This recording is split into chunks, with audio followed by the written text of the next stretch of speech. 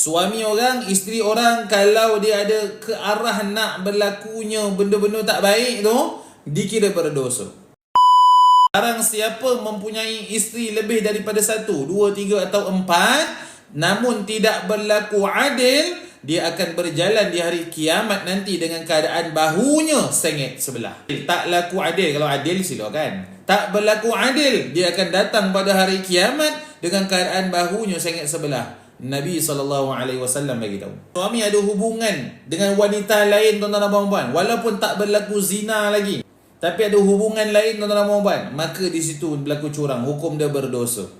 Ustaz, kalau suami kahwin lain tanpa pengetahuan isteri pertama, dikira curang tak Ustaz? Dia tengok keadaan. Kalau dia kahwin sembunyi-sembunyi, tuan-tuan dan puan-puan, adakah dikira curang? Benda tu, tuan-tuan dan puan-puan, kalau menyakiti hati pasangan, hukum dia tak boleh. Rasa betul-betul nak kahwin 2, kahwin 3, kahwin 4, ikut kau lah. Saya bagi tahu ni hukum. Kalau flirting dikira curang juga ke? Dikira berdosa, tuan-puan. Faham? Itu kalau sebab tu kalau kat office nak berbincang, bincang benda biasa je lah. Kalau dalam WhatsApp nak bincang, WhatsApp benda biasa je lah. Okay? Kau jangan nak WhatsApp sampai 3-4 pagi. Adulah pun tu tak kena tu garang.